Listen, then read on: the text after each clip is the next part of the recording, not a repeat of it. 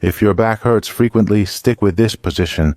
The quadruped position is one of the best ways to work the muscles in your back since we do it horizontally, offloading the spine, and at the same time it helps us reconnect with our ancestral movements. So, if you have back pain, I invite you to join me for this short routine that we're going to go through. 7 different exercises that will make you feel great at the end and will help you strengthen your back until it feels like steel. The only contraindication? If you have wrist pain, it's going to be tough. If you have knee pain, when you're on the floor, it's also going to be difficult, and maybe this routine isn't for you.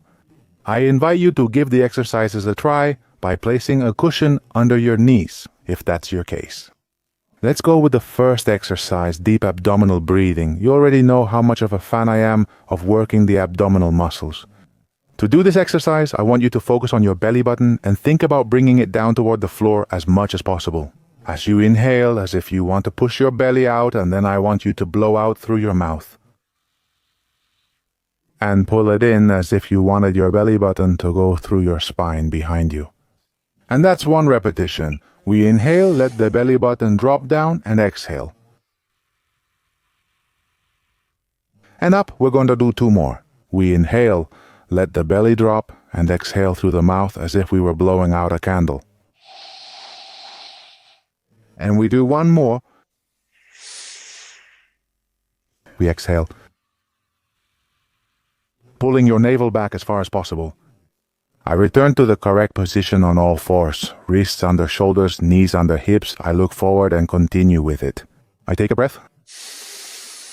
I inflate my belly and relax. During the movement, don't move your spine yet. It's unnecessary. Take a breath. We exhale. Very good. We have 4 more left. 3. Exhale.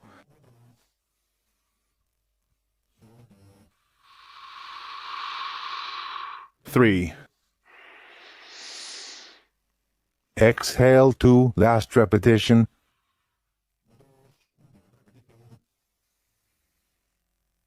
Look at how my belly comes out. Exhale. And I pull it in perfectly. I move forward a little. Let's do the Superman. One of the best strategies to strengthen your back. We'll start with 1 leg. I want you to stretch it out completely along your body with your toes pointing toward you. Take a good look at how clearly you can see it from this angle. Next, lower the leg and repeat on the opposite side. We're simply testing to see how the body responds.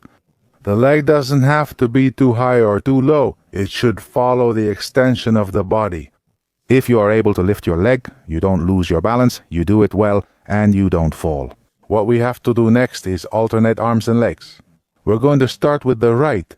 I lift that leg to the horizontal, and then I'm going to place the back of my hand at the level of my forehead. And I want you to pull your elbow up as much as possible to ensure a good contraction in the back area. We hold the position for a couple of seconds, relax, and switch to the other side. Extend the leg, back of the hand, elbow up, hold the position, and I relax. I extend the leg, always looking forward. Back of the hand on my forehead. Pull that elbow up. Very good. That's 3. Switching camera, left leg, right arm. If you fall, you're not able to maintain the exercise easily. You can simply do the legs by fully extending that leg and also pay close attention to that foot. How do you place it in dorsiflexion? Corsal. How many do we have? 6 that work the posterior chain well. In fact, if you do it the other way around, like this and like this, you'll see that the sensations inside your spine are actually completely different. I believe we've completed 7 so far. We'll finish the remaining 2. Coordinating with the breath, I inhale down and exhale. I blow out through my mouth, hold the position throughout the entire exhalation, inhale down, exhale, and extend. Because I know that many of you are big fans of breathing, and you like to include it in your exercise. Look, I've pointed my feet down. I'm sitting on my buttocks. I tuck my head between my shoulders. I can make small movements at the wrist level, to relax them. And what this movement allows us to do is relax those lower back muscles that we just worked on. We can go a little further and stretch those arms completely forward and let the head drop more between the shoulders. A very good resting position which we will use frequently during the routine. Very good, Superman. A good exercise that combines that hip extension with an arm movement. Now we're going to move on to a pure hip exercise where we'll extend that glute while keeping the knee fully flexed. If before we were working here in a simpler way, now we're going to keep that foot with the toes pointing toward you and the sole of the foot facing up as if you wanted to carry a tray and maintain the contraction. The goal is to maintain a neutral position, not lift too high or arch the back, so that the movement happens in isolation at the hip level. 90-degree flexion, we hold for a couple of seconds, and we continue. Touch down, lift up, and switch. 3. Where should we feel the effort? You might feel it in your lower back, obviously, but where we should really feel it is here, at the glute level. Hip extension. Since it's that gluteus maximus muscle, you need to be doing the exercise with your toes pointing downward. How many have we done? I think it's 3. Or 5, I don't know. 4. Let's continue from the 4th one. 5 up. And we can also work on breathing. 6. And even engage the abdomen when we make the effort. 7. Always pulling your navel inward. 8. 2 more. 9. Last repetition.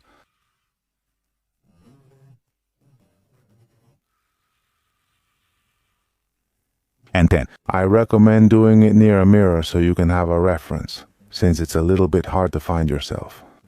It was hard for me on some repetitions, especially if you're not looking at yourself or you don't have much experience with the exercise. Next, we're going to do the thread the needle exercise, another one of my favorites for thoracic mobility. Pay close attention. We're going to start with the left arm and switch the camera. I want you to bring this arm with the elbow as high as possible, resting on your forehead as high as you can, inducing a full rotation at the thoracic level.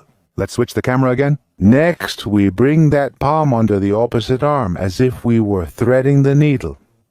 Try to bring your head down to the floor so that your shoulder and your head are resting here. The trick is to reach as far as you can with this hand and stretch your entire left side at the same time. Let's do it on the other side so you can see it more clearly. The palm of your hand will touch your forehead. Raise this elbow as high as you can, and then slide that same hand under your opposite arm. Pay close attention. Here I go as far as I can. The shoulder and the head touch the floor. I let the weight rest. And 2 things happen. 1, a stretch here at the trapezius level, clearly. And 2, a great stretch also at the level of the dorsal muscles, between the shoulder blade and the spine. We hold there, we can stay down, take a breath, exhale again, and try to reach a little farther with the hand. Enjoying that mobility, we take a breath.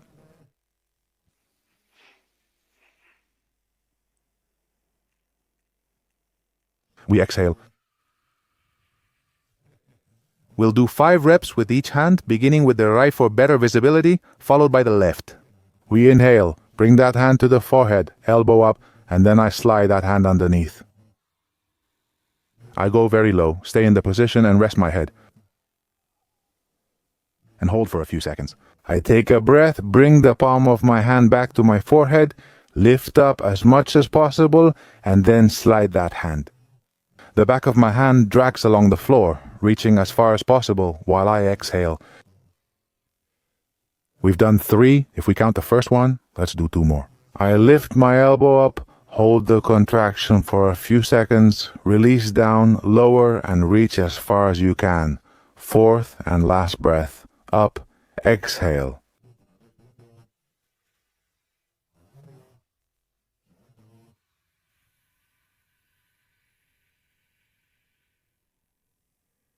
And down, perfect. 5 with the right hand, we have 5 left with the left hand. Again, more of the back of the hand, palm of the hand on the forehead.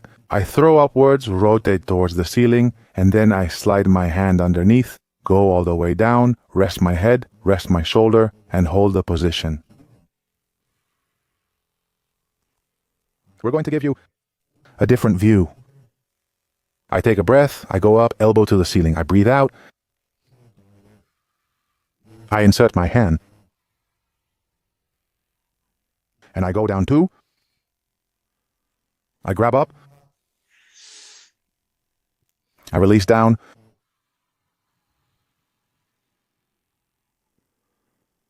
Three. I grab up. I release down.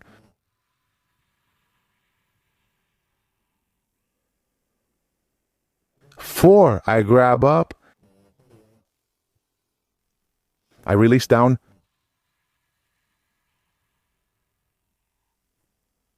And 5. Very good. We relax, rest on our buttocks again in the Maometano position, and we can make small circular movements with our wrists just for a few seconds to give our body a break. Next, another one of my favorite hip exercises. Remember that the glutes are one of the main protectors of our lower back. The stronger these muscles are, the more protected and less pain we'll have in the lower back area. We adjust our position from here, focusing on our right leg. Pay close attention. I want you to do an abduction outward, separating your knees from each other as far as possible. This, obviously, I call the side dog position. It doesn't look very clear. Let's do it from here. I raise that knee as high as possible, hold for a few seconds, and return to the starting position. 1, let's go again. I raise that knee as high as possible. 2. This exercise may seem simple, but it's quite complex. It demands significant motor control and stability in the left hip. Let's go again. 4, I touch again, I separate. 5, let's go again, I separate. 6, there are only 4 legs left, they touch each other. 7, I always look forward to keep my spine straight. 8, last 2, 9, final rep, and 10. Only 4 legs remain touching each other. 7, I keep looking forward to avoid twisting my spine. 8, last 2, 9, last rep, and 10. Where should we feel the effort after 10 reps? Here? Where else can you feel it? In the lower back, which also compensates. That's why it's important to try to isolate the movement exactly at the hip level. Let's go with the opposite side. I get into position, lift my left leg, move it out, hold for a couple of seconds, and return. 1, let's go again. 1. 2, let's go again. 3, let's go again. 4. We open outward. 5, as focused as possible. 6, we have 3 left. 7. 8, last 2, separate. 9, last repetition, and 10. Very good. Rest, little Maometano. Circular movements with your wrists. And next we are going to do 2 mobilization exercises that are extremely useful for the spine. In fact, they are 2 of my favorites. Pay close attention. The first one, cat horse, we've seen it many times. It's one of the most classic exercises to mobilize the spine, especially if you spend all day sitting in a chair. Focus on your belly button, noticing its location in front of your abdomen. Bring that belly button down as much as possible. But in this case, not with your breathing like we did before, but by arching your back downward. I arch my back downward. I look forward. My back forms a horse-like position, a big curve downward. And next, I do the opposite. I tuck my chin in, round my back up toward the ceiling as much as possible to make a cat position, creating a C shape. Very good. We hold for a couple of seconds and then switch. I inhale, look forward, extend my lower back, bring my belly button as low as possible. Exhale, pull my belly button in and round into a lumbar curve. As much as possible. I inhale, look forward, arch down toward the floor. My belly button goes toward the floor, and then I exhale. And I pull my belly button up toward the ceiling as much as possible. rounding my lower back as much as I can. Extremely good. We've done 3 of this exercise. Let's pick up the pace a little. Exhale. For essentials, if you spend most of your time sitting, because you're moving your spine through its full range of motion. When do you move your spine through this range of motion? Let me tell you, never. If you feel dizzy or your neck starts bothering you, it can happen. You could simply keep looking straight ahead. And we would only work at the lumbar level. Rounding, lumbar area arching, lumbar area rounding, lumbar area arching, lumbar area. Belly button moves closer to the floor, belly button moves away from the floor, belly button moves closer to the floor, belly button moves away from the floor, belly button moves closer to the floor, and belly button moves away from the floor. We rest, we lean back, small movements with the wrists if you have any kind of discomfort. Now we'll do a second highly demanding exercise with extensive mobility. It's a step beyond what we've seen, since it's also going to work a very important hip extension. We're going to get into the quadruped position again. Let me just put this here, arms fully extended. I want you to move back, to move your knees back a little so that the position isn't as vertical as we saw at the beginning. And bring your pelvis forward as if you wanted to touch the floor with it. Again, we look forward, and what this will do is create a huge extension at the lumbar level. The tips of my feet, let me switch the camera, are resting. We hold the position for a few moments, and next, slowly, very slowly, we're going to do the opposite movement, which is the Mahometan. I extend backward, moving through the full range of motion, and now it's not just the spine like we did before, but here we're already combining as well. Hip mobility. I let my pelvis drop, very good. Forward slowly, we're not looking for speed, we're looking for good sensations, and then down, backward. Buttocks, they're going to rest, hip flexion, lumbar flexion, my shoulders relax. Let's do 5 more, changing the camera.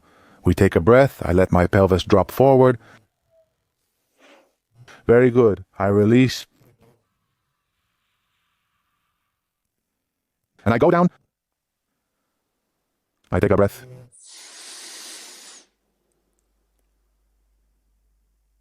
I let it out.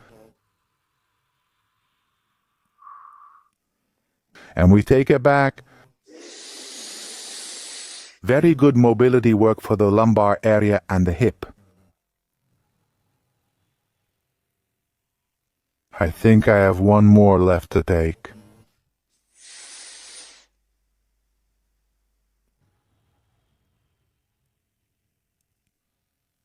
Very good. Let's rest. Wrist mobilization. They're already complaining. After a 20-minute session, we're going to finish with 2 more exercises. These exercises prioritize stability, which can be deceptively challenging. You'll experience it firsthand, won't you? For the first one, we return to the quadruped position. You already know it. We support our arms, regain that upright posture, hands under the shoulders, knees under the hips. The key is just behind you, at the tip of your toes. Look, because it's an extremely subtle movement. I want you to lift your knees a little bit from this position, just a little, so you can slide a hand through. And from here we hold 1, 2, 3, 4, and 5. Relax and support. It's very subtle. We're just going here, but it's an extremely intense exercise that really challenges the stability of your hips and lower back. Let's go again. Lifted 1, 2, 3, 4, and 5, and relaxed 2. Lifted 1, 2, 3, 4, 5, 3.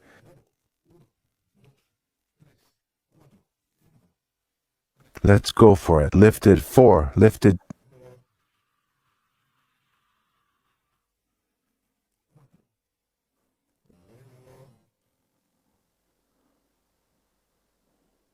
5.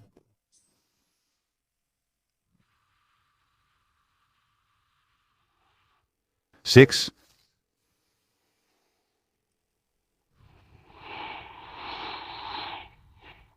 7.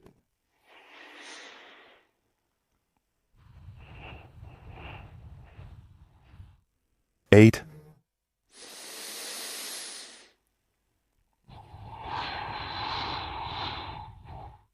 9.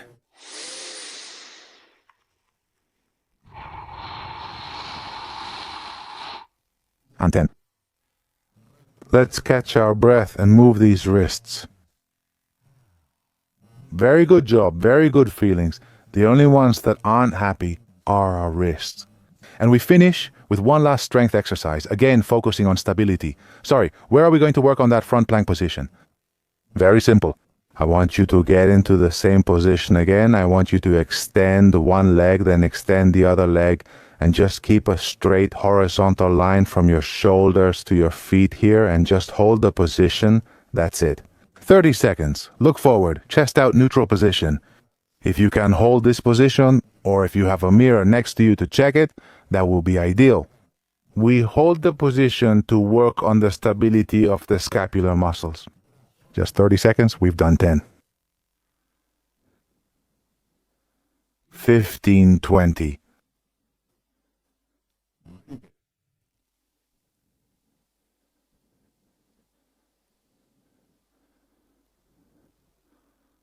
And 30.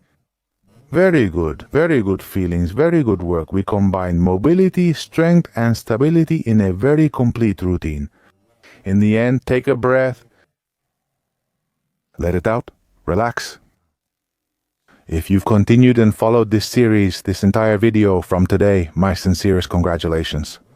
Even I'm sweating because the exercises have been quite intense. As you can see, the quadruped position is one of the best for working your back. Now it's up to you to be consistent and work on it regularly, 2 to 3 times a week, to see results as soon as possible. If you want to have a very precise plan on how to work, from the simplest to the most complicated, focusing on those 3 main pillars of recovery: strength, mobility, and stability. I've left you right here in the upper left corner of the screen a small link. Click it, enter your email, and you'll receive it for free. A session from my program. Espalda de Acero is a 21-day program focused on improving 3 key parameters, and it aims to give you the necessary tools so that you know how to take care of yourself and how to improve your pain through exercise. And so you're not constantly depending on others, on physical therapists, massages, or medications to improve your symptoms. Click the link up there, leave your email, and you'll receive it in your inbox. That's all. I'm truly glad to see that you've made it to the end of the video. I hope you can share it with those who need it, who have back pain, since this problem is treated through movement and not through passivity and medication. And I hope, of course, to see you again very, very soon in one of my other videos. Bye, friends.